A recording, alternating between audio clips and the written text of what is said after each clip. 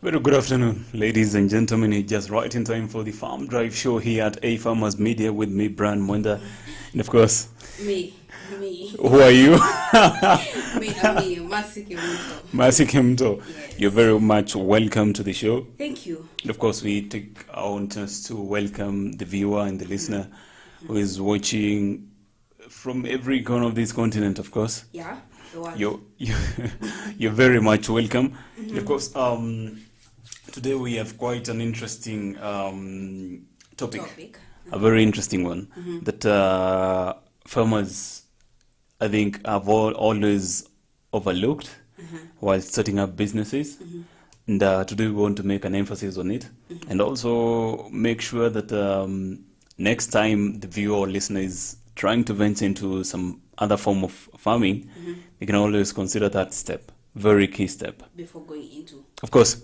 So today's conversation is always hooked on live on Facebook at AFarmers Media. And YouTube. We're also on Instagram and Twitter. Yes. At AFarmers. You can also subscribe to our YouTube channel, AFarmers Media on YouTube. Yes. Yes. Wow, You decided to steal me today. Mercy, welcome. You decided to steal me today. I'm not in this place at this time.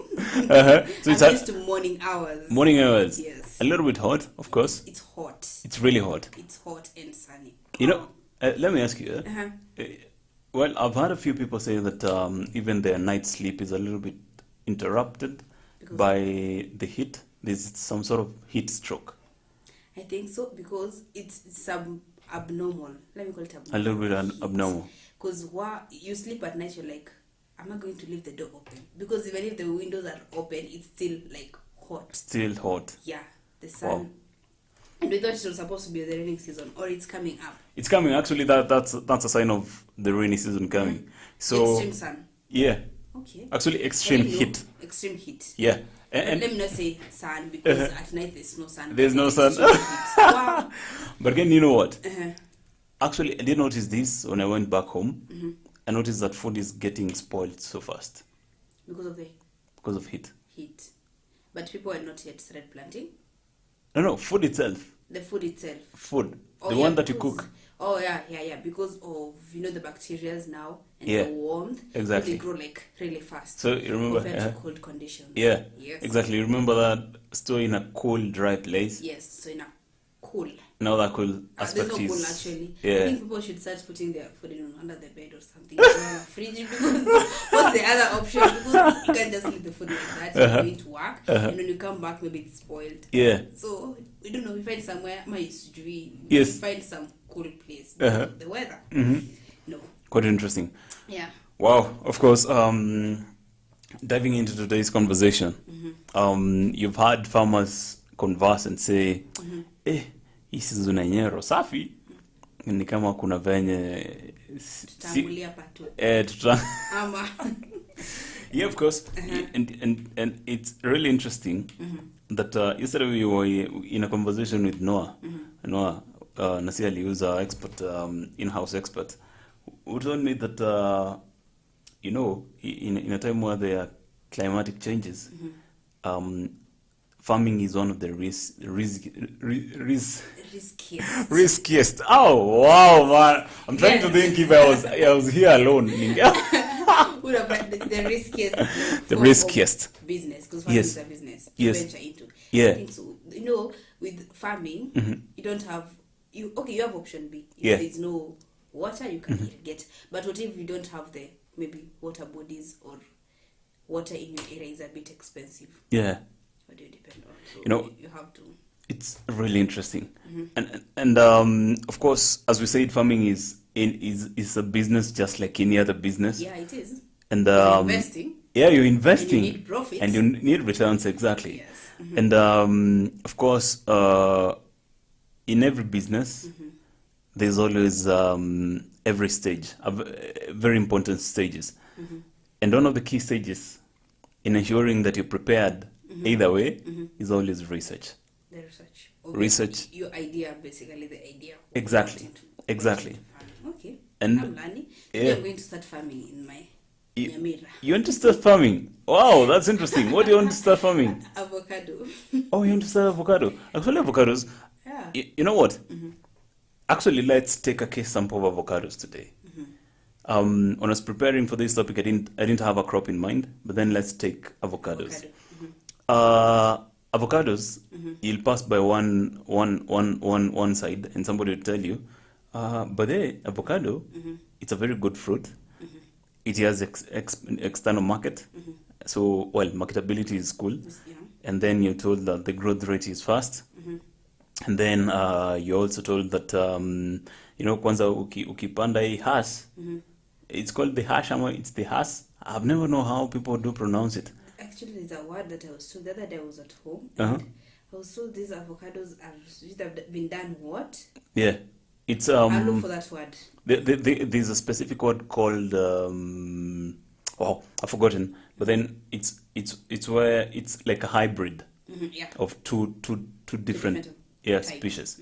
So basically, you're told good and bad sides. And more of it is always good side. Yeah. And I'm not normally a big fan of saying that go venture into that. That I made my this, or you can make your 1 million shillings out of this, because different conditions, different touch brings different result. And of course, now today we want to talk about research before starting up the business. so far. Let's start by there. What have you been told by people out there about planting avocados? Actually, the external market for avocado is way much better compared to the internal. I actually realized the other day that in the US, a single avocado is $5. That's 500 shillings, Kenyan shillings. Close to 600 actually. Yeah, close to 600 bob. So you imagine if you have the resources and the money now, the capital for you to export these avocados, then if it's outside the country, you're making good money. But now internally, it's kind of tricky. So those are the kind of research like you should do. Yes. If the internal market is not that demanding and you're not capable of actually at the moment exporting, you'd rather stay with this idea till you have the capability of you being able to export your product. Because avocados are produced in surplus. Exactly. It's almost the avocado season, and we're buying avocados at home. We buy like 3 at 20 bob. You see, 3 avocados at 20 bob. But now, when you come to Nairobi, each avocado is roughly 20-25 bob. The supermarket is around 60 bob. You see, like it depends where your market is. These are the kind of research that a farmer should like do before deciding. So if I'm going to do avocado, then where is my market like located? Am I going to do in my village? Am I going to export it to the city, or am I actually going to export it out of the country? Yeah. Actually, you've been talking about the external market, and today I want to share with you quite a few things that I did learn over time About the external market. About not even the external market, but even understanding the market, even before starting up a business. I've done close to 3 to 4 startups, different dynamics. And I'll tell you the truth. Things are never as easy as you are told. As you think they are, or as you think they are. Yeah. And more so, once you do not have a grip of that. You see, once, for example, you're told the external market is fetching more money. But then there are things that they don't tell you. That first, what are the standards? Yeah, that's true. First, that's one thing. Actually, for a person to buy an avocado worth 500 Kenyan shillings, that it has to be quality, not just any other avocado. Exactly. And more to that, apart from the quality, it's even, quality starts even from sourcing for the seed. From the soil. To the soil. Actually, even understanding the soil by itself. Seeds. Yeah. The pesticides that you're going to use. Yeah, the pesticides. And you know, once you bring the pesticide issue, two things even come. The traceability of the pesticide, because you know, exporting to an external market is not like the internal market. That So you there's just go and sell. yeah, exactly. So you need to give a report of the pesticide that you've used. Above that, even the type of pesticide, you need to be told the cost Of the of that.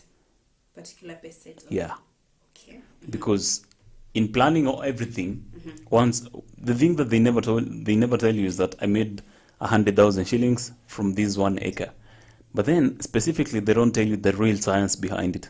And I think most of us always get lost into the science, because the assumption is always specifically.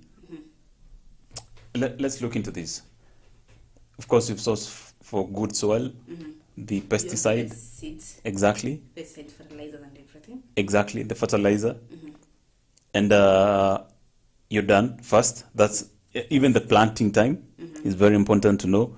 According climate. the climate of the location, they may tell you that you know, even the timing of the market. You know, planting eventually affects the timing of the market. Did you know that? In that, kuna wenye washaanza kupanda sahi. Do you know that? Wenye hawajapanda Na bado. kuna wenye bado hawajapanda. No, They're yeah. waiting for the long rains. The guy who plants right now will meet the market 1 month before the other one. The one who is planting right now. But they never tell you that you need, even if you want to be 1 month ahead, you need to plan yourself in terms of water, irrigation, because right now there are no rains, There are no rains. you know?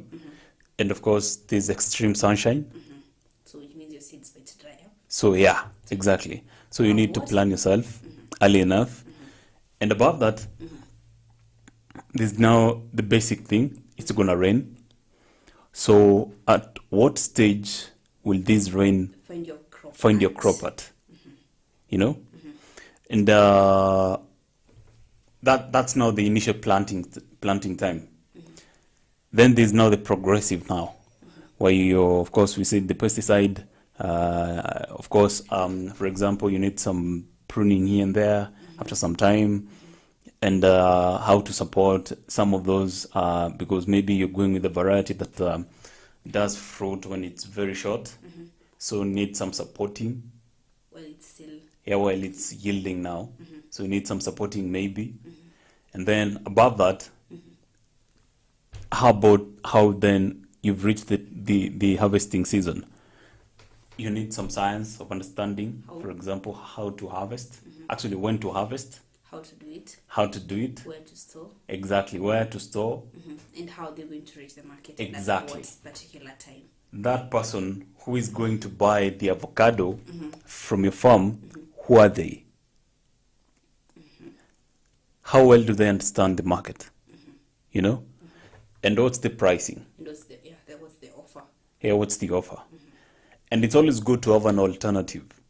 If this one person fails you, Yeah. if this particular market Exactly. fails you, Exactly. have an option. Yeah. Because if you just you just have one market, you're just depending on this one particular person.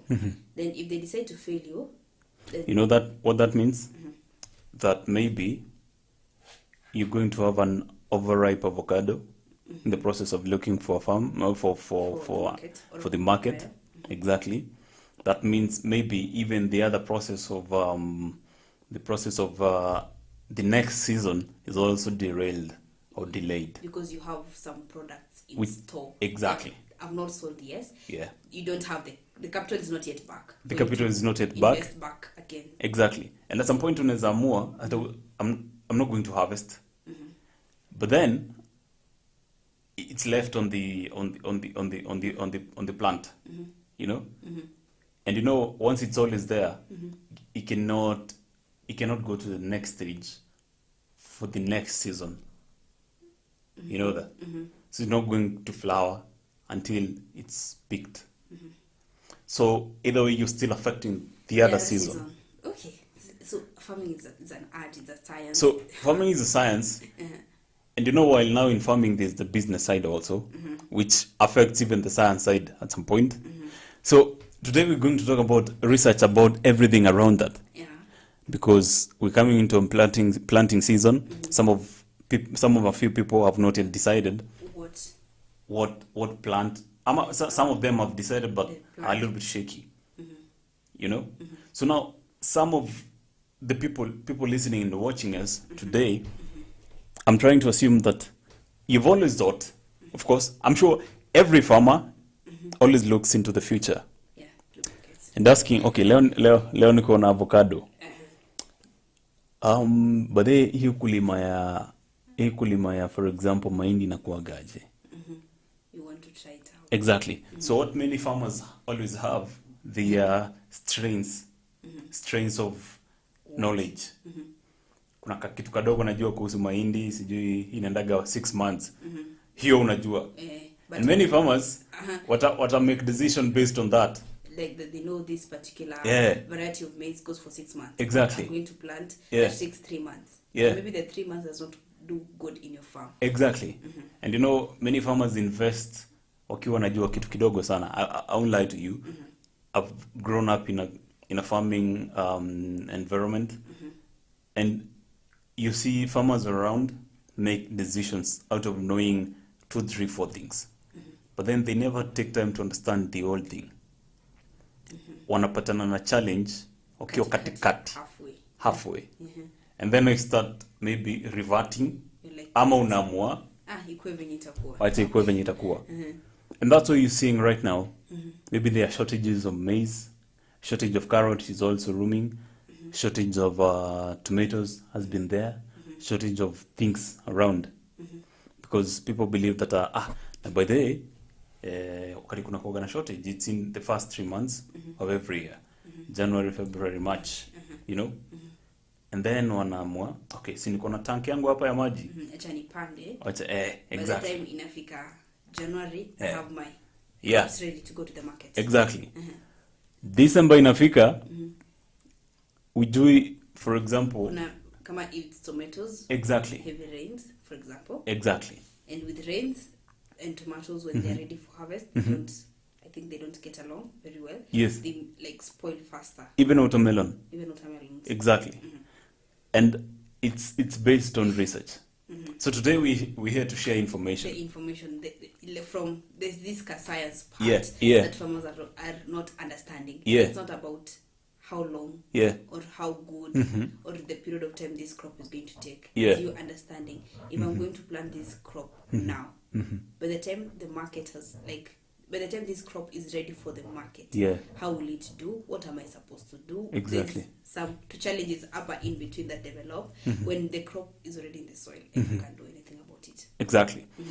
And I always think, you know, I'm sure right now, we know when there's a shortage, there's always high prices because there's less supply. And the demand is constant, or even it's even a little bit higher. Higher compared to the supply. Exactly. So now, what happens is, many farmers are informed by that. What they're saying right now, next season, I will do ndajipanga. Anaanza kuroll back time, anapata, maybe atapanda November, ili aweze kuharvest by March. Ama even way before. But would you December how the market looks? You know? You never know that, for example, you can harvest your maize even on December and hold it till maybe March. Exactly. When millers are needing it badly, release it. You know what? A bag of maize 3 months ago was going at 2,500. Right now, 50 kg bag. Exactly. 90 kg bag. 90 kg bag, remember? That's 2,500. Right now in Kakamega, last time I checked it was going for 4,400. That's the power of holding. And that's what farmers have been doing. That's why there's a shortage. They hold back. Yeah. They wait when the demand is high. Exactly. Because the prices go higher. Because they know that. Okay. But how many farmers do know that? Very few farmers know about that. You know, it's not all about you holding back. It's you knowing, yes, holding back, but this maize needs to be stored. Yeah. Because you might be selling at a throwaway price because maybe they were attacked by weevils. Exactly. Or maybe it's a very wet condition, so kuna venye they start growing early, or because the seeds either way, so they can start growing like earlier. Absolutely. Okay. And one thing that we farmers are always a little bit guilty of is, as we said, strains of information. And they always say that having less information is dangerous, very, very dangerous, than having none. Having none, you can never take an action. So which means either way, exactly. Just in the dark. So you're not gonna take an action. Having less information is very dangerous. Gives you like some motivation. Yeah. You can do it. Exactly. Like you're like, oh, if I know this, Yeah. then I can actually do it. Exactly. And then having enough information always helps you have the grip of something. Now, that's what I told you. For example, maybe somebody tells you about avocado. One of the best ways to have a grip of everything, from the planting, from the sourcing of the seed, The seeds. to even the soil itself, if you're testing it. Actually nobody is going to tell you the importance of soil testing, yeah. because maybe they consider that you already know. So They you need to assume know you that. know. Exactly. They assume you know. So they assume you know. So they just told you the easy. They don't want to juju. Yeah. Yeah. Na actually ukiona wamekwambia, it's screaming. Like you feel Okay. like you know now everything. Exactly. So now ukiona wamekwambia, for example, your soil, but they umefanywa soil test. If it's somebody wenye amekuja kukuplantia to help you plant, know that problem is screaming. People are not they won't easily face you and tell you, but they need soil testing. Yeah. So they always assume that you know. Or even unajua kila mtu akona shida zake pia. So Wengine people are, the problem is not the soil. The problem is it's a different thing. So they're not there. They just tell you the neutral things. the neutral thing, inapaswa kama ni avocado ishuke 6 foot and something about that and everything. At this angle, at this specific meters away. Exactly. And that's why we need research, proper research. To have a grip of anything, I always believe that research is the basic thing. Hata upigiwe usiku, katikati ya usiku, ulizwe Ulizwe swali. planting avocados. Yeah. So can you just give me your plan? Exactly. You don't think about it. You don't think about it. It's just on the fingertips. You shed it. Exactly. And you can never shed anything that you don't have at your fingertips. You have to think. You're like, okay, niliambiwa. Yeah. I plant how many meters were they exactly? And how many meters were they apart? And how many meters were they under? Like you have exactly. To but if you have the knowledge, if you just researched about it, they're here. Yeah. You don't think about it. So like exactly. How many avocados are you planting? You already know. 3,000 seeds. Yes. You just don't say around 2,000 to 3,000. You're not sure. You're like, okay, I'm going to plant maybe 500 seeds of avocados or 10 seeds. It depends on on the size of farm that you have. Yeah. According to the research you've done again. Exactly. Back to the research Exactly. again. Exactly. And can I interest you one by one thing? Nowadays, information is out there. It's online. Social it's from media. farmers, social media, everywhere. It's always everywhere. There's too much information. But then, actually, at some point, I always want to take a break from online. Just sit. While researching, take a break from online. Because information, like everybody has their own ways. Exactly. Because a farmer from Mombasa is not a farmer, the same farmer from Western. But Exactly. now they provide the information and you're stuck in between. Yeah, Here, exactly you know, now. Like, okay, wait. Exactly. You said you're planting how many seeds? Maybe the farmer from Mombasa is going to plant 300 seeds. Yeah. Maybe 100 will dry and remains 200. Yeah. The farmer from Western knows that all my seeds are going to do okay. I'm going to plant 150 constant seeds. Exactly. So now this is where the misinformation comes in. You're stuck. Yeah. Where to go. Yeah. Because kila mtu akona Exactly. information yake. And you never know, even the situation on ground for them. Maybe the farmer from, for example, Western, who's planting avocados, is very cool with planting even 200 plants in 1 acre, even squeezed, because they know either way, huku kukosagi maji. So roots do not expand as much; they go down. Because there's water. So So there's water, which is karibu. But then the farmer from maybe, for example, Isiolo, they know water is not enough.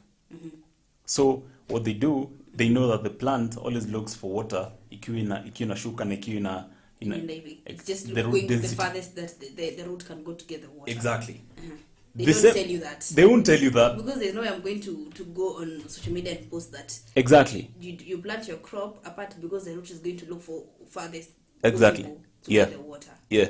So it's always good to first farmers always learn in different ways, as we said, online from each other, from apprenticeship. You can be with your mom and dad, and then you see how they have been doing the stuff. They also learn from brokers. Do you know that? Yeah. Brokers that amwambia story ya market, venye inakaa, the variety yenye iko poa. Exactly. And then they also learn from I think there's one more that I keep forgetting, but then they learn through those ways. Of course, actually from success stories from different farmers now that have been there. Yeah. They've been successful. Yeah. They've walked the journey. They know. Yeah. They've corrected their mistake per se. Exactly. And I'll give a personal example. Before I did start pig farming, I did research, massive research. I had the money was there, but then I knew there's always the difference between a good farmer and any other farmer is information. Yeah. It's as basic as that. It's not the variety. It's never about anything. It's the information. And the information now brings in the knowledge of variety, the knowledge of sourcing for money, even building. You know, for example, if you want to start up, for example, a piggery, maybe the pig business. You have to. They don't say outside. Actually, yeah. You know what? One interesting thing is that once you go to one farm and you go to the other, no structures are always the same. They're different structures. Somehow. They're always different. Depending on the research you've done. Or Depending on the research that I've seen personally, they're always different. they're not the same. They're never the same for some reason. Maybe the temperatures, you know, pigs are maybe affected by temperatures. They're always affected by high temperatures. Kama sahi, lazima zipigwe na baridi. Okay. Na maji. I've learned. Actually, yeah. That's Yeah. what you did. Like they're affected by. Yeah, they're affected by heat. So much heat. They're affected. Actually, utapata tu moja iko hapo imepanua kamdomo ina hema. Right now. So when setting up, let's say a piggery where these pigs are going to stay, you're going to like set up water, something. Like, You consider a few things. like, because I know pigs love muddy area, and do you have you set up that? Can I interest you? Actually, I'm gonna show you that video. My pigs have no stain of mud ever since they were born.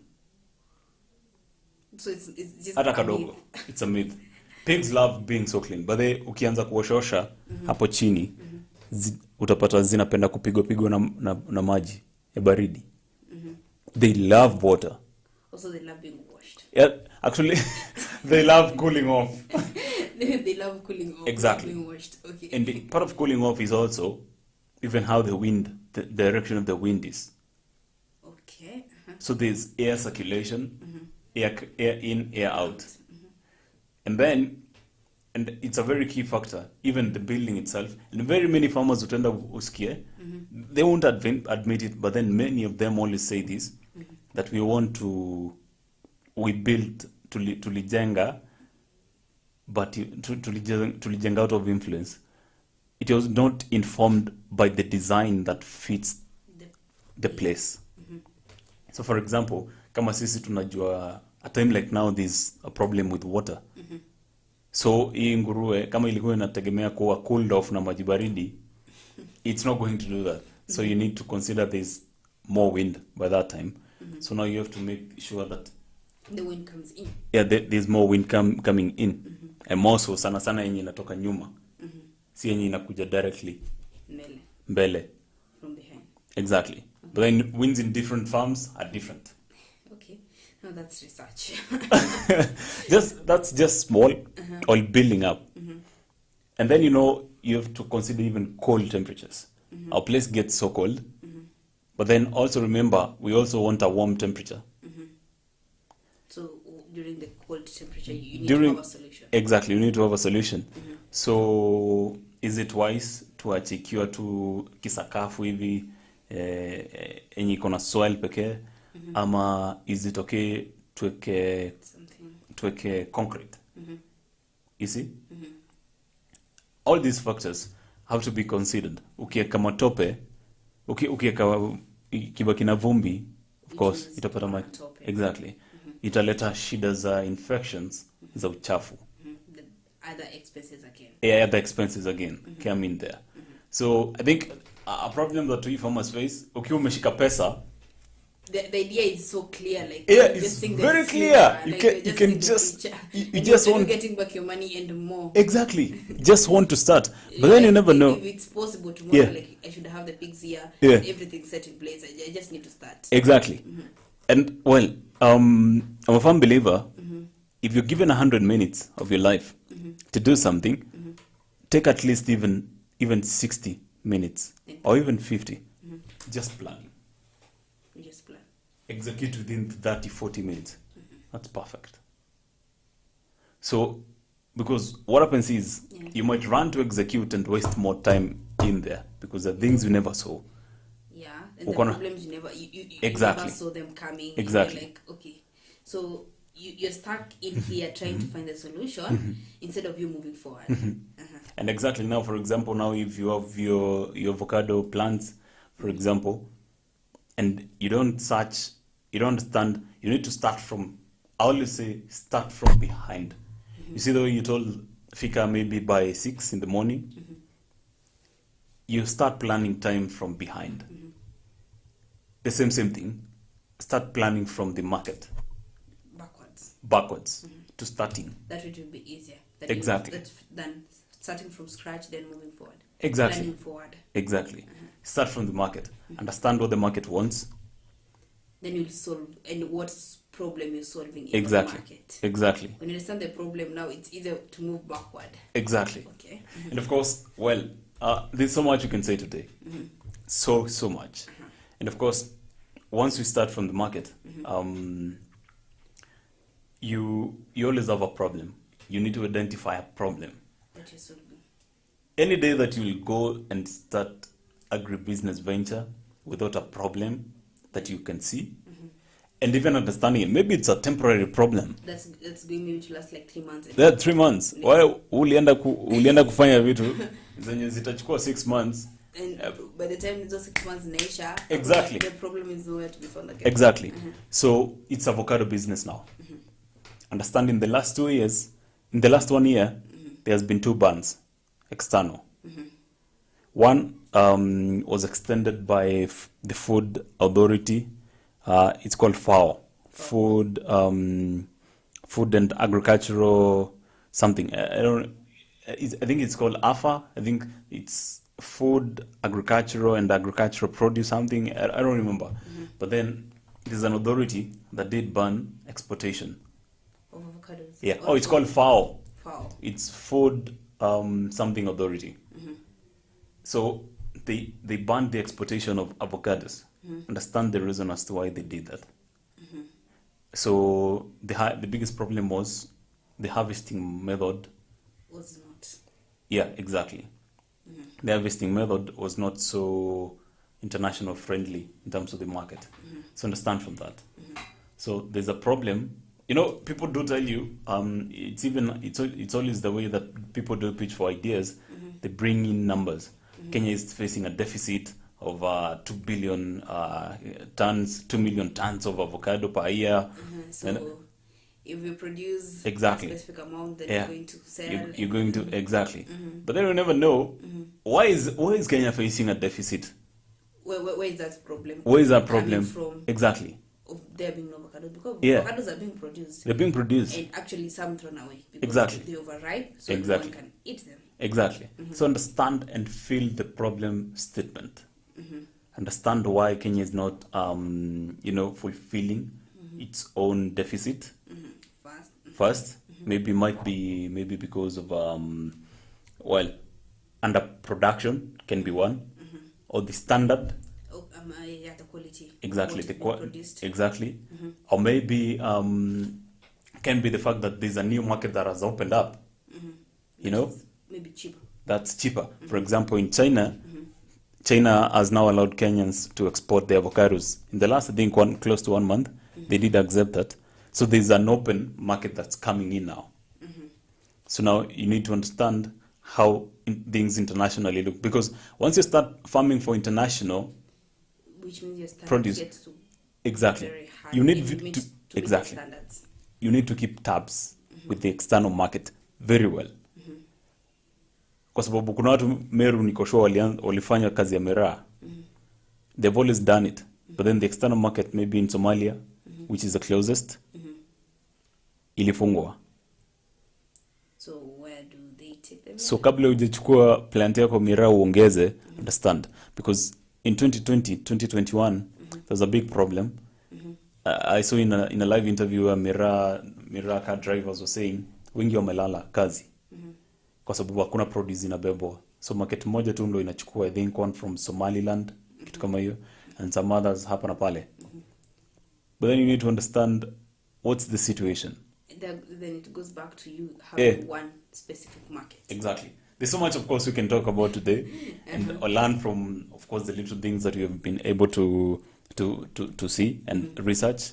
And of course, I'm sure we're going to take a short commercial break. But of course, before we can take a short commercial break, there are Omnia products here. And because I've always been, I've been branded the Omnia guy. You're the Omnia guy. The Omnia to go guy. Of course, right now farmers are preparing to plant, and many have already started. It's always right to, for example, ensure that the seed that you're going to plant, as we said, the seed is very important. Yeah, the seed is very important. Is treated early enough. Once you have a treated seed, maybe even the time, exactly. The time of planting and your yield is going to be perfectly good. It's going to be perfect. And in case of maybe even water, or even the rains, or more like, sometimes people complain of rains, and the rain comes in excess now. Exactly. So it's going to ensure that the root density of the plant can take up enough water, enough nutrients from the soil, and make sure that your crop is fine. So and good healthy. And healthy. So good roots, good Yields. good produce, good good yields. Good roots, good plants, good yields. Exactly. Yes. So we're going to take a short commercial break, and of course that message has been brought by Omnia. Of course, we take a short commercial break. We'll be back with more about research before investing into your agri-business venture.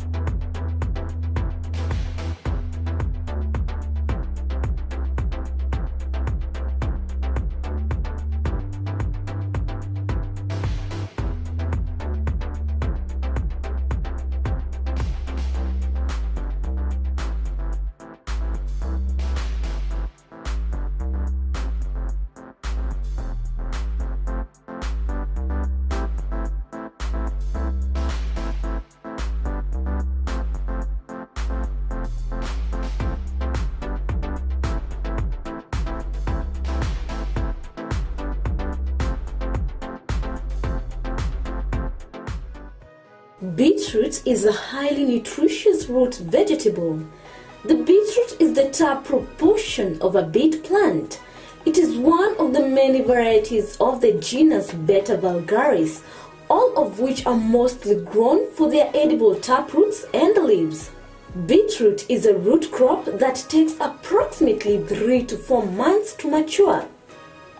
Beetroot is a fairly easy crop to grow as long as the soil is well cultivated prior to planting. Beetroots do not enjoy wet, boggy or shady soils. Beetroot can be sown in trays and transplanted when the seedlings have 2 true leaves. Plant in full sun, space seedlings 10 to 15 centimeters apart, and rows 20 centimeters to 30 centimeters apart so they have room to grow. Beetroots are also ideal for containers or raised beds. Beetroots will happily thrive in small areas as long as there is at least 20 centimeters depth of soil. Beetroot has been used not only for food but also for treatment for numerous conditions.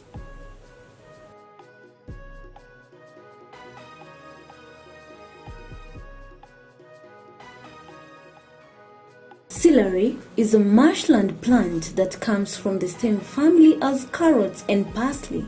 It has long, firm and pale green fibrous stalks and grows in bunches of approximately 8 to 10 centimeters. The stalks taper into leaves at the top. When planting celery, it's best to ensure that the soil is enriched with compost and with a soil pH of between 5.8 to 6.8.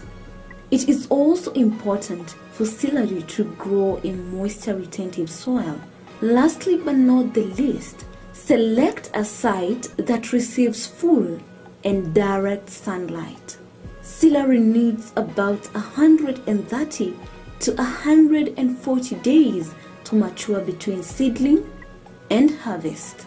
Growing celery is generally considered to be an ultimate vegetable gardening challenge. It's easy to grow but has very specific needs.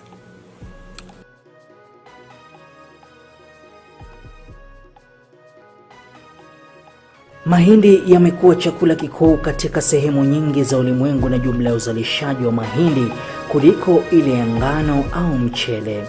Mbali na kuwa mahindi ni chakula, pia hutumiwa kutengeneza ethanoli, chakula cha wanyama na bidhaa zingine. Kunayo mahindi ya gume, mahindi ya ganda, yani popcorn, mahindi ya unga na mahindi matamu. Mahindi yanalimwa sana kote ulimwenguni na kiwango kikubwa cha mahindi hutolewa kila mwaka kuliko nafaka nyingine yoyote. Shamba la mahindi linaweza kutayarishwa kwa kutumia njia za kawaida au za kilimo cha uhifadhi. Kilimo cha kuhifadhi ni pamoja na kunyunyizia dawa za kuulia wadudu zilizopendekezwa na wataalamu wa kilimo. Unaweza kutumia trekta au njia ya mikono kufanya kilimo cha mahindi. Ni muhimu kuandaa ardhi mapema ya kutosha kuruhusu magugu kukauka na kuoza kabla ya kupanda.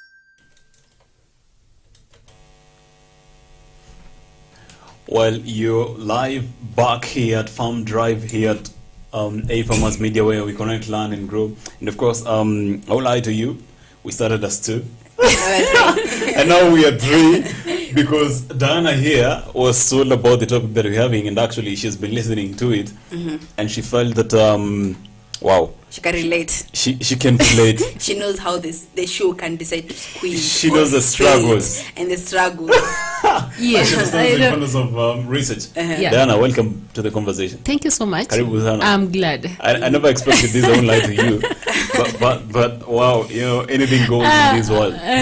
So you see, you guys just look at me and then you think I'm that girl who sits there at the reception and the one who presents. But the other side of me, Yeah. I'm a farmer. You're a The farmer. other side of me, Yes. a farmer, like that first-hand farmer, not the telephone farmer. Yeah. Uh, The telephone farmer. Yes, not that I call. I Yeah. go there, do the work itself, yes. like weeding. That's my thing. That's your Actually, I thing. can weed for you. If you have something, I can weed for you an acre just for a small fee. That Wow. can be part-time. Wow. That can be your part-time job. Yeah. But from you being here Yeah, as a farmer. if you guys could be having farms around, I could be coming and visiting and then doing it on my own. You just see. Wow, that's interesting. Okay, That's we interesting have there. planted we have planted veggies around the farm. Mm-hmm. If you really see how active I am in those farms, actually you'll be surprised because I go there, I make sure it has been watered. Yeah. I doubt you guys have even walked around the farm lately, apart from when you are going to take. Don't shout. That's between us. Apart from when you are going to the greenhouse, that's the only time I go with our producer Yeah. and Mercy. Yeah. Other times, Yeah. I'm always alone checking if the vegetables have been watered, Yeah. if it is clean. Yeah.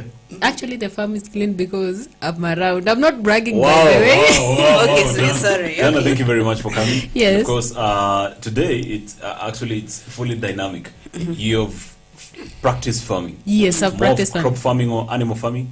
Both, Both. but I'll say, growing up since I was young, we were given like, that is your hen, that's your goat. So you could find me like my hen. Yes, I must look for something that is really my hen should be fed so well. So it was a competition, more of a competition because I have to make sure that my hen feeds well. So growing up, I just grew up with that talent. Like I need to have something. So by class 8, I think I had around 12 hens. Around 12 by class 8. Okay. Yes. So now, if you assign one, you make sure, and they give you a female one so that it reproduces. They never give you they never a give melon. you a melon. Yeah, so- Yeah, absolutely. So you've practiced both. Yes. Mercy, you want to venture. I want to venture. Not now. I want to venture.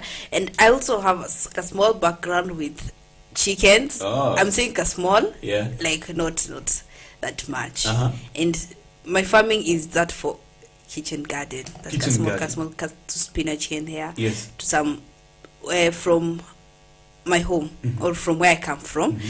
These they're called mboga za kienyeji, the sagas, the managu, izo. So like they don't miss in our kitchen garden. Oh, that's interesting. I love this conversation because it's balanced. This crop farming, this animal keeping, and somebody who decided I'm never gonna get into crop farming. I will let you know. Mine is 100% animal keeping. You should try, by the way. You should try it out. really try. I think before I can try it out, I'll do very massive research on it. You have to, because Don't. actually, you people talk about heartbreak. I just look at you and then like, hey, you don't know the heartbreak of losing in farming. You don't. Of course, I've seen. Did I tell you that last month? But I think last month, I lost one huge pig. Mother of very many big pigs. The one that has been reproducing. Yeah, the one that is the piglets are doing one of the fastest growth rates. But then somehow we were there with Mr. Noah, with our camera persons Sunje and of course Mirara. At around 1 p.m. tukiwa tumefika hapa there's a junction, there's a Meru or Nyeri junction from Nairobi. Tunaambiwa napigiwa moja imeenda, and you just with it right there. Some few minutes. It's heartbreak. Total Everywhere is heartbreak. It's really interesting. Everywhere has a risk, and of course that's why today we want to talk about research, preparing for this early enough. Yes. And before you came in, Diana, we were talking about the importance of doing your research from understanding the problem in the market. You start from Exactly. the market, going backwards. You don't start from going here. backwards. You don't start from the the soil, plant, seed, plant grows, market. No, start from the market. Start from the What market. are you solving? What's not there in the Okay. market? Yeah. Then Yes, yes, yes. start going backward. It's Yeah. easier that way. Yeah. Yes, actually that's okay. I think looking back, because mine is a story of now I flopped, but now I'm wise. So the thing is, yes, I think that is the first thing we do, rather than looking at what am I going to plant, what am I going to sell. Yeah. If I know that by May, like in our region, like in May, May, June, we know that there's scarcity of onions. So right now, because it takes around 3 months, so right now, people are rushing to plant onions, because by then actually it has a very good market. A kilo goes for around 90 bob. That's a kilo. Goes around 90 bob. And even in that farm, that small farm, if you have just really planted well, you have watered and all that, just like an acre, you can get over 3 tons. That's around 3,000 kilograms. So you can imagine 3,000 kilograms in just a piece of land. And then you're selling it around, let's say, put it at 100. You see, you have over 300,000. So ukitoa hizo expense kidogo, you still have a lot. So Good money. Some yeah, good so money. I think you're right. People should start from the market. Like Yeah. right now, if I'm planning something, najua penye nitauza. Yeah, exactly. Yes. One more thing that's very important, it's understand the market's needs. Not just the demand. Not just the demand, but how they consume. Yes. You know, understand if you're going to sell maybe your onions, your avocado externally.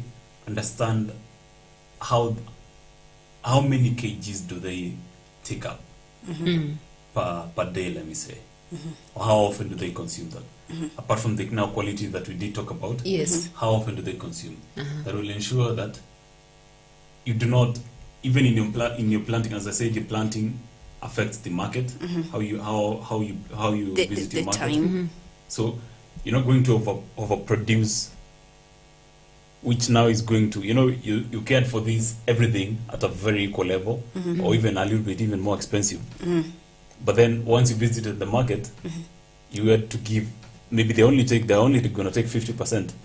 Or And you now have to sell the at other a very 50% you have to cheaper price. compromise. Or You know? just sell other throwaway praise. Exactly, at a throwaway price. Remember, the cost of production was not at a throwaway price. Yes. Yeah. You remember that, right? Yeah. So, of course, understand the market needs, the consumer patterns, how they consume the stuff, the numbers. One of the best ways to understand is numbers. For example, if they take up 1 kg should be maybe four maybe avocados. 10 kg should be close to, let me say, something about 5 avocados. You should understand this market demand that's they're saying, market deficit, the avocado externally. So that means that if I'm going to come here, I'm going to give maybe 10 avocados Yeah. maybe 1 crate of avocados per week. Then now ukimejipanga hivyo ujue back how many plants do give 10 Yes. exactly, And how? maybe it's not one plant that's going to give you 10. Maybe you're going to take one from one plant, another one from And another even if plant. it gives you 10, then it may not be the same size. Size. Yeah, so exactly. Depends on the Exactly. size you want. Exactly. So understand the market wholly before you can start anything. Now, from there, always gather data and facts again. Data and facts are very important. Numbers don't lie. And of course, listen to success stories.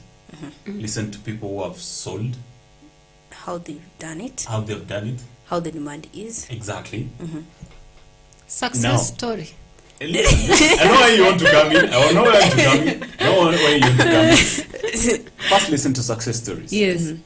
They always give you some motivation to continue and dig deeper now. Deeper. Or they tell you something that maybe you missed out. Yeah. It's some little or like a tiny bit of information that you missed out, for example.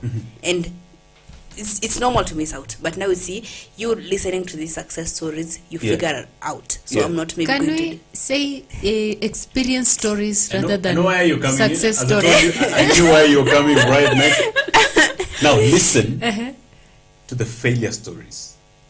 And this is where farmers now don't listen. Yes. they don't want to listen. They don't. They don't want to. Wanajua iko lakini Wanajua hataki iko, kusikia. but come, it's like these people, the farmers tend to think like you're demotivating them. Exactly. So you don't want me to do this. Yeah. So you think I'm going to kukushinda or something. Exactly. Usisikilize watu wenye like usisikilize watu. You know when that thing of you know maybe ananiambia hii, maybe ananiambia kuweza kuuza kwa sababu of a few reasons. Maybe yake ni legit, the fact that maybe kulikuwa na mvua hiyo wakati watermelon ziliharibika. But then wana una assume because actually after listening to a success story, what happens is there's always some happiness that comes. Motivation. It's not even happiness, motivation, and some hope. Yeah. This You're the one who will make You always seeing yourself in that you're making that it page, I think. Exactly. Yes. You're making it. You're there. Yeah, You've done you're it. there. Unaanza kuona in 6 months hii pesa itakuwa kwa mfuko yangu. Listen to those people who have not made hizo pesa hata.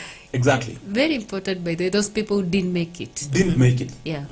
Or even people wenye wanakwambia, but they ever had this clique of people who tell you, it's not that I was not making loss. I just decided to do something else. Dig deep. Why they decided to do something else. Na wasikwambie kwa sababu kulikuwa na pesa zaidi. Let them tell you the truth. Why they decided Because to opt out? Farmers will always tell you the success stories, Not them. but never share the failures.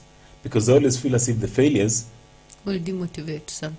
yeah, ama itaonekana ni wewe ukuelewa.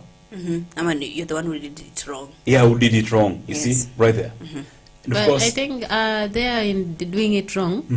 Let's take an example of thieves in the market. We see a lot of them being banned. And among these people being banned, they are thieves also. Do you know why they steal again? It's because they think the one who was caught Was not not smart doing enough. was not doing it well. Yes. Exactly. So I think that thing is being not smart enough Yes. is the key factor that we should really factor into it. Like if you fail, not that you are not smart enough. Yeah.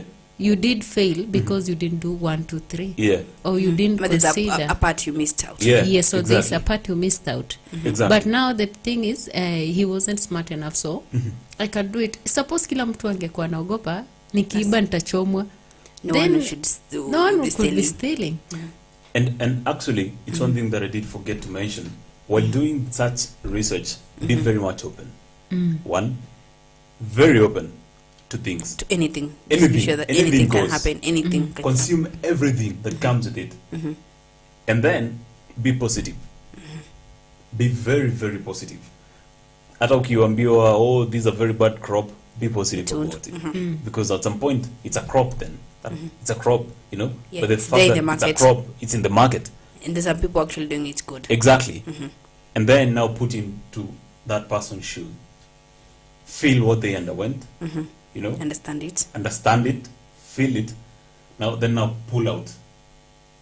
Come with now the solution that you wanted to provide. Okay. See now if it's gonna work. But then before you can implement that solution, we're gonna talk a little bit about it.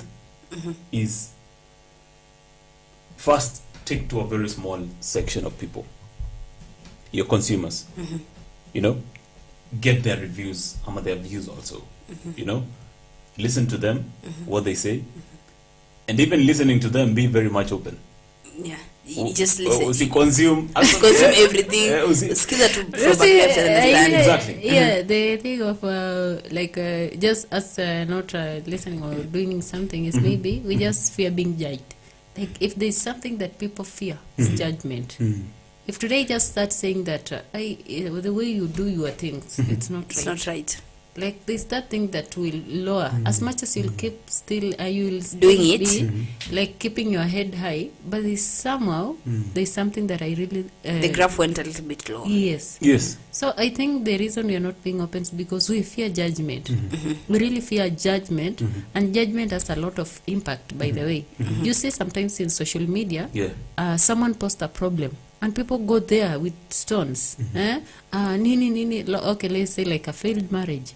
And then people will be blaming you. It was your fault. It was we your saw how you did fault. this. You saw how you walked. How you look at that person. You like see the how you problem have been is you. dressing. You see even which man will want you in such a state. Look at your hair. You wear wigs instead of being natural for your man. You see. So that judgment, the reason why people are pulling out is the reason why they are not being honest. The reason why they don't want to embrace that those failures is because they will be judged. And to be honest, society, when it judges you, then It's always hard. That's it. it's hard. It's hard to come Can I back. interest you? The smartest people, and I'll tell you the truth. You stay with people, it's not that they know things. It's that they always open, they always have information about stuff. They're always open to understanding information. And utakuja wambie, but that's why I won't lie to you. That's why maybe personal secretaries and personal assistants are never as smart as the boss. Do you know why? The reason for that is always the boss always feels is always free. It's always free to listen. That's why personal secretary anaweza kwambia okay, utafikia mdosi. You have to book an appointment. You have to book an appointment. Na mdosi akikupata hapo nje, mkiwa mnaongea naye, atakwambia just come in. Do you know why? It's not because they want to break protocol. Because they're always very much open to things. To listen. Yes. Because they know, actually, a smart person always knows themselves. They know they don't know much. And they always they always open doors. But then They don't consume everything. Ama they might consume everything, but then come out with one key thing. You know? Smart people don't know everything that you assume that they know. It's the same thing as farmers. Very smart farmers. There's a very huge difference between, you see, even in the same period that we are here right now, Yes. there are farmers who are supplying the market when there's a shortage. And they know that there's a shortage. They've always known. But what they did is they consumed information. They knew that there's always a shortage. Then what? I'm going to plant this way. But then if I'm going to plant, December huwa kunyeshi, Jana kunyeshi, February kunyeshi. Now what they do, they buy, for example, large water storage facilities. You know? Na kama hana pesa, they know how to source for money. Yes, because the returns will be okay. Very many rich people don't have money. You know that? Yeah. They don't have money that they can readily I think invest. you're right. Yeah, I think we just assume Exactly. They have money. You have a car, and I assume you don't lack 1,000 bob. Yeah. You They have don't a have car, money. and I'm like, unaweza How? nisaidia 10k, and Yeah. then you're like, I don't have 10k. Like But you have how? a car, my friend. Exactly. You see? You look Exactly. rich. Many rich people do not have money. Disposable money that they can easily give you. But then they know how to source for money. They know how to invest Exactly. that money. They know how to leverage for opportunities. Wataenda kwa bank ama wataenda kwa investor, hawambianiaje. But hey, did you know that there's always a shortage of this and this on Jan? Now I want you to invest maybe 1 million shillings. Then I'm gonna give you 30% of this farm. But then remember, the market that you're going to supply is going to give high returns. So huyu jamaa he knows kukinyesha actually hata anaga shughuli na nyinyi wenye mna plant wakati wa kunyesha. It's just the information. Basically information. And that's one of the secrets of the world. No one knows anything. People don't have much of something, but then they have a brain. I always say that you better have a functional brain than 1 million shillings. A functional brain can look for more than 1 million shillings any day. And it will sustain you. So understand everything, understand the market, feel how the consumer feels, understand how much the consumer gives. Maybe, for example, I was interviewing somebody some time back. They work for a research firm. Actually, they had a research firm, and they tell me that Safaricom one day sent them to they sent them to Kibera to just spend time and understand how people wake up in the morning, The lifestyle, Spend- their lifestyle, what they eat, their day. their whole day, and how their seasons change, nini vitu kama hizo. Why will such a network provider be so interested?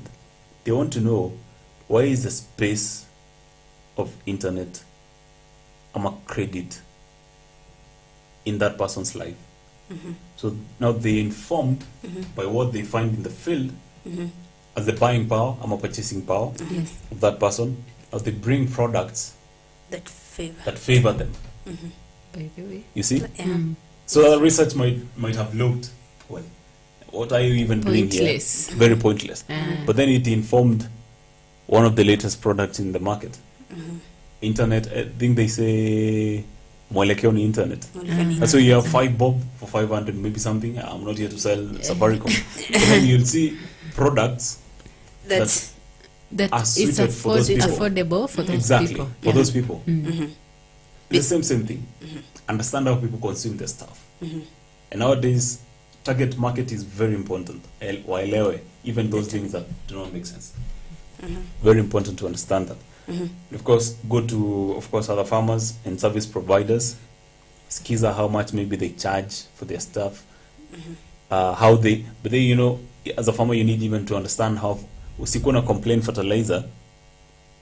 Understand why there is no fertilizer and where it comes from, and the alternatives of fertilizer, just in case. the prices get too high. Exactly. So I'm sure there are very many farmers right now who are looking for alternatives. For or even option found. Yeah, exactly. Actually, already now they're scrambling because maybe those farmers are just those who are seasonal. Like ikifika, such type of farmers are those that you find that they are buying fertilizers right now. This is March, right? Now is the time they are buying fertilizer. Back at home, my dad buys fertilizer around November for the next year. Because there the prices are very friendly. No one is Because even buying. no one is Even buying, no when one you is go to buy planting. there, people are just like, even this discount we can even carry for you. That's around November, December. But now the farmer who is just like there seasonally, like right now, those are now they say, "Hey, mbolea kweli imepanda." Those people who know the opportunity. They know this is not the time to buy fertilizer. Exactly. Farmers who are They know not that. complaining means they already bought this The fertilizer a fertilizer. long time ago. They bought for the season, yes, for this January, for this year. I think March is the planting season for most of those, especially those who depend on rain. Yeah. Rains have started. I've seen people checking in, like some areas have really started raining. So, like those smart farmers did get their fertilizers long time ago. That's why they never even get to those hashtag lower the fertilizer or They're not there. They're not, they're yeah. not there because these people already just They saw the problem. According are to the research sorted. they conducted, Yes. they saw Yeah. the problem coming. They're like, and they knew the selection things are going to like it's Inflation just is a high norm. on that Higher. year. Yes, So you like need it's to a plan norm. yourself. It's a norm that when there's a election and a general election, things are going to skyrocket. So these people already knew. There's also, like I've just said, they knew that election is here. Things will skyrocket. They never sold their produce last year. Yeah. Now they're in the market shining, smiling all the way to the bank, and they're like, why are you people complaining? What are you complaining And they know that. They, Yeah. they absolutely know that. And it's really interesting that even in how they buy, even this fertilizer, they know there's something called economics of scale. So they always look even for the smallest way. But then these people wakona shida kama sisi Yes. wadogo. They have the same problems. or even bigger. Even bigger problems. Wanaangalia how to minimize or maximize on that 1 shilling. Yes. So wanamua. So if it's fertilizer and I have maybe 5 acres, what I'm going to do, I'm going to buy early enough before Yes. farmers can buy, because they know your time wakati In a shoot. In a shoot. pesa ina shoot. One more advantage they have, as you said, is that wataleta fertilizer nyumbani. They know Because huko hakuna rush. economics of scale. Yes. So you buy in bulk, it's presented to you at cheap price, and of course you even are ahead of other farmers even wakati ya plant. That's why we have a good farmer and a smart farmer. Exactly. A good farmer. Yeah, this guy used to come to our place every time, and then because we'll just buy fertilizer and then pile it in the store. So if you go to my place, my dad will be so proud to show you around. So you'll be like, ai, wewe nawe unakwanga umejipendekeza. Unanunua fertilizer sahi kwa nini? Yeah, unaona like this one doesn't know. It's a strategy. And as a farmer, you should always know that you should always have a strategy. Be ahead of others. Like to be a smart farmer, you just have to be ahead of others, so that when people are complaining that the market is this, you are there, like, this. Actually, you have just said people are just smiling all the way to the bank. Absolutely. Right now. Actually, today we have so much to even say today, because you know, in how you plan yourself, even pesticides are always very important to plan yourself early enough, because usage again comes back to your cost. So you might overuse, you might underuse. And actually, while applying, always make sure that you're following instructions on the label. You know, read the instructions carefully. Read the instructions and follow them. It's very important, by the way, to follow instruction, because I think most farmers, where they go wrong is when they think that if I'm going to apply a lot of fertilizer, or not fertilizer, if I'm going to apply a lot of pesticides, let's say in the instruction they've said 200 ml in 20 liters of water. As a farmer, hey, apana, hiyo haitaua wale wadudu. Now you take 500 ml kwa 20 liters and kills your plant. That will not even increase your yield. Unaharibu hata. I think wanafikiria increase nini hiyo yield. Something like that. Or the pesticide will kill all of the pesticides at once. Just that's same time. So always apply the right measures, amount. Use the right type of pesticide. Again, well, utaki kutumia Roundup. I'm sure you know Roundup. You know Roundup, right? Roundup is a chemical that is used to burn out the weed. I think. Actually, even it doesn't. Aijuagi hata weed. Inachomaka kila kitu. Sana inakuanga just there was a time actually we were bored. So I told my brother, why don't we go and spray so that our parents will be proud of us when we tell them good children. We already did it. I don't want to remember those days because I come from a traditional home. Yani after like 2 hours, everything is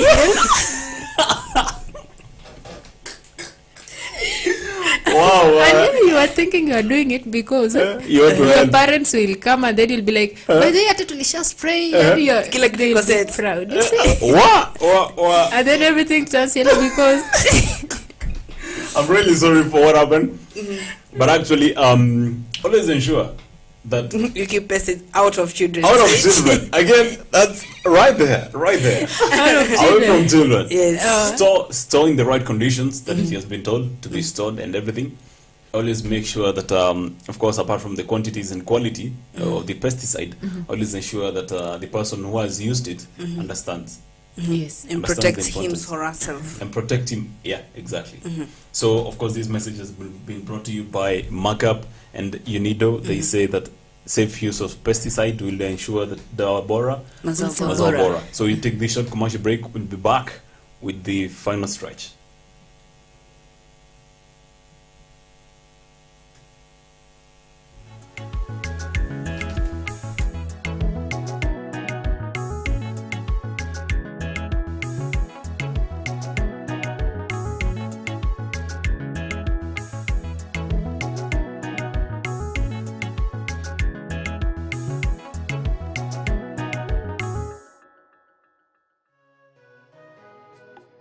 Amaranthus, or locally known as terere, is a highly nutritious vegetable that is cultivated and consumed as a leafy vegetable in many parts of the world.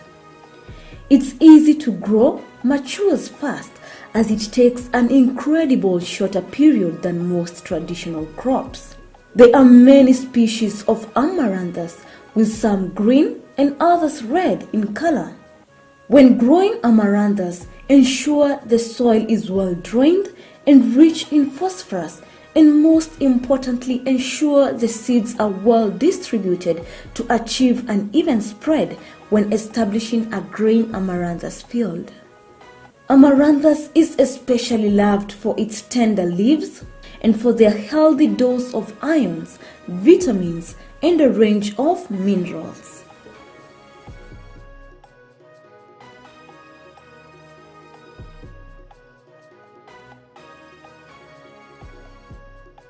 Agriculture is the art and science of cultivating the soil, growing crops, and raising livestock. Agriculture provides most of the world's food and fabrics. It is not only a source of food and income, but also creates employment opportunities for many people in the world. Over 1 billion people worldwide work in agriculture, generating 2.4 trillion for the global economy. The global impact of farming on the environment is revealed that 40% of the Earth's land is now given over to agriculture. Agricultural development is one of the most powerful tools to end extreme poverty, boost shared prosperity, and feed a projected 9.7 billion people by 2050. And we, the AFarmers Media, roll the carpet for you as we welcome you to our thrilling farm visits to different farmers that educate and inspire you in different sectors in agriculture. Catch us also on our shows on all our social media platforms as we bring you educative and informative information that will help you learn and guide you on your agriculture journey to success. Our farmers attain knowledge and grow profits.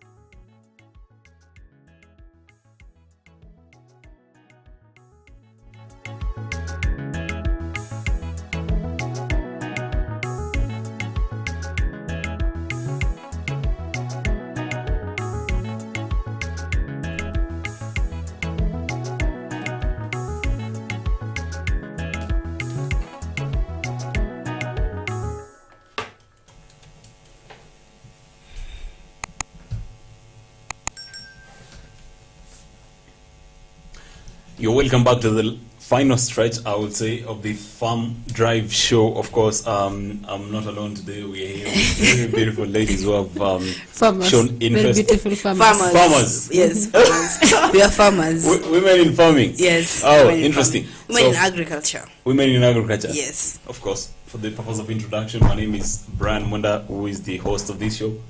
My name is Masike Muto, Of the course. co-host of the breakfast show. The breakfast show. Yes, I'm a Because- morning person. Hey, jana tulikuwa na Mr. Noah breakfast. I think you people do love this show, chini ya maji. You just don't want to say it. But again, we have Diana here. Yes, I'm Dara Mdega, the Shijara host, and also the love of drive, because this is Valley Edition, by the way. Yeah, absolutely. You guys give us stories and you're like, oh, So you need it. kwa eni. You know, guys, this is so much love that we find from other shows. But okay, that means that this show is very much loved. Ensure that you're also part Stick of those around. people who love by also visiting our different social media platforms on Twitter, AFarmers Media, on YouTube, AFarmers Media. I'm sure you're gonna get so much information, feature stories. We've done so much that you can be part of and understand how things go. Here we've done feature stories out there. Also had different bites from different farmers ahead of the planting season. Of course, we're here on Facebook, of course, on AFarmers Media, also the Africa Farmers Club. So today's conversation has been very interesting. Time is, wow, I even don't know. I think on a normal day when I have a co-host, time goes twice. But then today, time is going thrice as fast. Yeah, so we've been talking about the importance of research before starting up a farm. And you said that, lack of proper planning way before Yes. in terms of research made sure that you are, Like didn't- you cry somewhere, not in front of people, and you wish it's raining, so that you just walk freely, and the tears are just rolling down your chest, and you don't care. People can't tell if you're crying or it's the rain. Yes, you just wish that time. By the way, you wish that it's just raining, and then you are walking. By the way, don't see those people walking on rain, and then you assume they are being rained on because they want to. My friend, people are suffering. People are suffering, and the truth is that you can be part of not suffering by doing very good research, extensive research, slowly. Like, take your time. Don't rush. And you know why? You know what? Interesting. As you venture into avocado farming, we'll tell you this for real. Somebody who has done livestock, she's done crop farming. More of the farmers out there have done their research while into it. They don't do before, and they waste so much resources in terms of money, time, and labor. And then katikati ndo unasikia ile last season ni kama tulitop dress wakati ya kukua hiyo time haikuwa inafaa, so kukua maybe na mvua, maji, vitu kama hizo. So they do their research even from learning from themselves. But then remember, they also invested. Yeah, you remember that, right? You should be a risk taker then, because just like parenting, suppose you had a manual for parenting. Okay, now you have that book that you follow, like, I must do this to the kid, I must do this to the kid. Would we really succeed when it comes to like parenting? Just like farming, you will follow the book to the letter and then get a 0%. Exactly. And so walisema tu after 3 weeks niweke dawa, nilieka. After 5 weeks nilipalilia. But at the end of the day, una fail kabisa, ama like unapata zime ngara tu juu, but ndani terrible. So results. It's research while you're doing it. Yeah, research while doing it. And part of it, do as the little that you can learn, the little that you can learn inside, let it be little more than the one that you've learned from outside. What's equal? The one that you've learned from outside is so much. Yes. Then start practicing it. But one more thing farmers will never tell you, and it's left out for you to understand, is that every farm has its own DNA. You cannot copy paste what other farmers are doing and do it in your farm.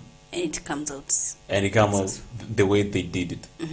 Every farm has its own DNA. As I told you, for example, while setting up for the pigs, we considered wind, direction of the wind, maji, kama itakuwa ya cool off, maybe nguruwe ama vitu kama. Did you know that nguruwe ziko cool off na maji?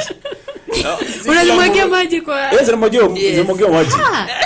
But I'll show you a video. Actually, I'll show you a video of them being washed, and they love it. They love it. I just know they love. I just enjoy the moment. They love the mud part of it. Told you. I mean, yeah, I just feel like they love the muddy part of it, like being dirty. I never knew the You should not have dirty pigs in your home. So if I keep pigs today, you say, nitakuwa naziacha tu zicheze kwa matope huko. Nazitengenezea matope. Mimi ndazitengenezea matope. You know, right? You see that? You see what you've said? Ukipeleka farmers choice, they never buy that. You know that? Farmers choice is one of the, I would say, ready markets for any pig. But they don't buy pigs that are from muddy areas. Because it affects the quality. Even those muddy zinaleta shida. Muddy environment zinaleta shida. So wakati wanaenda kuchinja, wanapata maybe kuna shida za infections and stuff. Okay. Ama even the quality of the meat is not as good. Okay. So, as I said, understand the market and what they want. Now before you can start it. There's so much you can say today. There's so much. And actually, there's one more thing I wanted us to talk about, because this conversation, I have a feeling we're going to break it for tomorrow. Yeah. Tomorrow we're do going part B of this. We have to do part B of this. Is always understand how they survive without the product that you're offering. Kama when you to avocado, for example, here, know how people, what are the alternatives they use. Yes. Avocado. Very Exactly. important, by the way. Yeah. that's your competitor. And it's always good to know that your competitor must not be a direct competitor, even indirect competitor. Exactly. Do you know the competition of this mic is having a phone? Yes. But then, did you know that the sharpness of your voice is also a competitor? Very. It's by not the a way, direct one, but then it's there. Yes, you might find someone talking about voices like the voice using a phone. Yeah. The Comes voice is out. perfect. Yeah, But the Wewe mic, uko na studio ume sound pro, exactly. una sound chura tu hapo ko, ko, ko, ko. Yeah, exactly. You see? It's never about the quantity of things. It's about how well you can use them. So if you are, for example, you know, kama kuna chapo zinauzwa pale nje, wakati huo mama wa chapo yuko, maybe mtu aendagi mbali, ajitumagi mbali kupika, anaenda anapika mchele. Lakini mchele si competitor wa chapo in any way directly, but then indirectly it's a competitor. Yeah. So if it's avocado, those people who buy avocados directly from the farmer. What else do they do? Okay, where do they source for other avocados? from. Yeah, from. Understand that how watu. Ujue, maybe they hit their market on August. Maybe you can, in order to make sure that you're not part of the competition, ama you have an edge higher than them on the competition, ensure that you hit the market 1 month before, or even 1 month later. Don't sell at the same time. So, which means, remember, some of the factors of production that they are enjoying, utajinyima. Yeah? Because maybe theirs is at convenience, there's rain, iko hapo rahisi, Yes. maybe they have Everything those set. things. So, utajinyima rain. You're going to use maybe Your water Exactly. irrigation. Yeah. Exactly. Maybe your drip irrigation, some You love sprinkler, to spend more. kama hizo. You're going to Yes. spend more. Yeah. But maybe the profit at the end of it is Exactly. higher. Is higher. You know? So understand how these people, and part of the research that ilifanywa pale Kibera was, well, if they're not using credit, what else do they use? Maybe mtu anajituma tu. Anaenda anaongea na huyu mwenye alikuwa anataka kunini. Analipa fare, anaenda anakimbia anafanya. Anaweka smoke. Yeah. Drum. Well, that's yours right there. But alternatives are your competitors. Yeah. Alternatives of anything. Yeah. So if you have your own onions, maybe side moja ya kwenu, you said Bungoma? Trans Nzoia County. Nzoia County. Maybe Bungoma produces more. Actually, it produces not maybe it produces more. It produces more. Yeah. So understand, alternative ya kuja kwenu inakuwa Bungoma. So elewa mali kama wanapeleka Nairobi, where is the difference? So know where you're going to satisfy the market, because kama ni alternative itakuja na pricing. Alternatives are always cheaper. Maybe now quality is always less. Consistency of going to the market might be less. The quantity might be less. Even convenience ya kufikishia product maybe ndo iko na shida ama vitu kama hizo. So understand enough. Lakini ukiwa na pesa hapa kwa mfuko ya kuanzisha, You don't see that. You don't even see the problem. uko na haraka tu ya kuanza. Wewe unajua kila kitu. Exactly. They actually say two people you can't advise. A man with money and a woman in love. Beba mikono yako kitembe, like that person who has money sees like he can solve every maybe au kutumia fertilizer na mimi sina pesa fertilizer. Ndio hiyo. So Pesa it maybe wadudu walikula. like blinds the research. Yeah, exactly. Labda ni fertilizer kutumia. Kutumia poa. The soil. Just kama ina problem. Just taking your soil to soil testing. Exactly. So Yeah. testing will help you. Maybe hata uhitaji fertilizer anymore actually Yes. that farm. Of course, so much you can say today. I've loved today's conversation because, well, tumejipata kwa shida zenye tumeshikwa nazo. Na mali tumekuwa pia. Well, ladies, it's been very good to involve in this conversation. And I'm sure tomorrow we're going to pick it up from where we leave it today. Yes. Because I see time is over.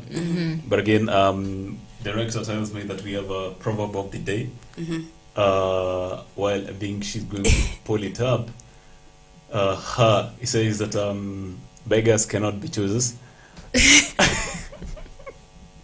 Well, beggars cannot be choosers. Wow. Can they? Guys. You can choose Do you have a life experience about begging and choosing?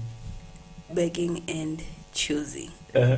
Doesn't really necessarily mean you begging. Yeah. Like begging. There's a time I was in school. I needed some help. My fee was not reflecting. I needed some help, and I was rushing to school and coming back to work again. So I went to school, and it's just like I'm the next person to be attended to by the finance person. Just close at the door, like says it's lunchtime. What do? You have to sit and wait till I'm a little lunch. You don't have any other option. Yeah. Like you have to wait out. You just can't walk around noenda kwa ofisi yake and do anything. No. Yeah. Sit and wait. What? That's you. Yes, that's me. Dana. Yes. Anywhere that you find yourself begging or somebody begging you and you tell them, you know what? You don't choose. You don't choose what I'm giving you. Yeah, sometimes like you want really something so bad and you don't have an option. If they tell you, okay, if I'm asking you for 5,000 right now and you tell me I'll give you and there's no other means I'm going to get you money, you know, I'll keep greeting you. Oh yeah. I'll keep greeting you anyhow, Like just to remind anytime. you in a polite way. Even telling you look smart even if you're just looking terrible. Yeah. So I don't have a choice but to humble myself. Like I don't have a choice. Any other choice? Like you're my only hope. Oh. I'd rather say, how are you? Have you drunk water well?